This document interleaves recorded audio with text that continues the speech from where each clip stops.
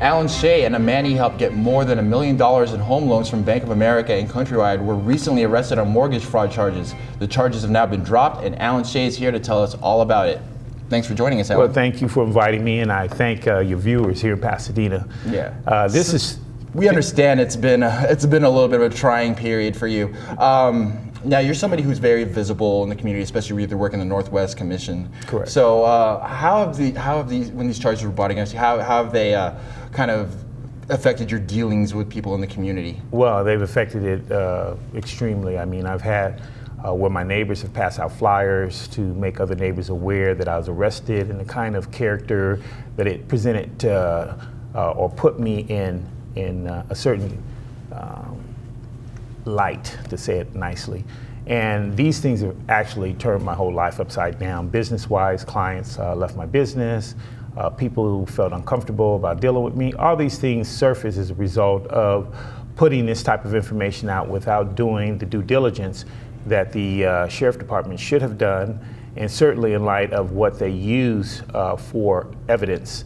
The only evidence that were used were faxes from my office, where I had an agent in my office who sent over and opened up an escrow for a client who at the time had a listing with my office, a rental property. And that would explain the prosecution's main claim against you, is that these faxes were sent from your office, and you're saying that you had an agent that also had access to your fax, correct? Well, it was an agent who sent over the information to open it up, and then the client subsequently came back to me and asked me for a loan of approximately $30,000 because he's one of my investor clients, and he had borrowed over $100,000 from me in the past. Yes. Now, did you know, the charges against you have been dropped, but against Mr. Turner, they haven't yet. Correct. He's still seeking his arraignment, and the judge didn't want to overturn the charges just yet. Correct. Correct. They didn't want to drop his charges. Did you suspect anything as far as the documents that you received from him? I didn't receive any documents. As far as the fraudulent documents, I never received any documents. You didn't see those. What was my role? No. Like, did you know Mr. Turner before all this came along? Like, what is the nature of your relationship with him? I've known Mr. Turner since he was 10. Okay. Here in Pasadena, we have a small community. Everybody knows everybody. We grew up together. He lived around the corner. I did one transaction. This 05 transaction was my first transaction with Mr. Turner.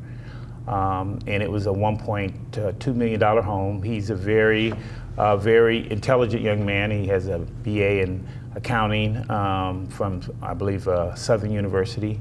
And he's a sharp guy. I mean, there's no doubt about it. And he was a investor, as well as when I met him, he was working for a company, and I didn't know the name of it.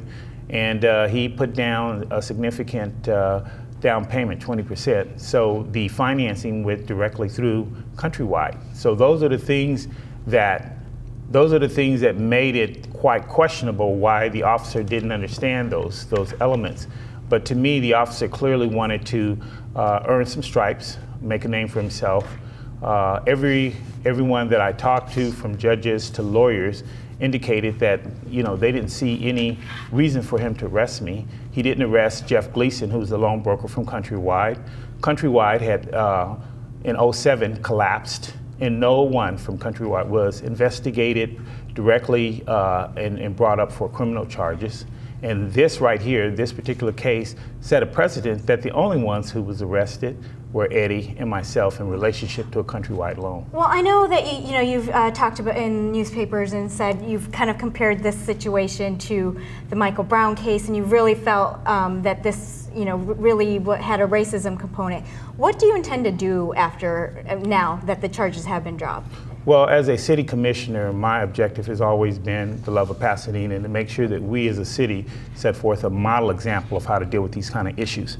I don't need to put out that it was anything compared to Ferguson, nor did I make statements that were put in there by Star News. Again, they made a sensationalism saying that so you didn't make No, I didn't. I never called the officer racist.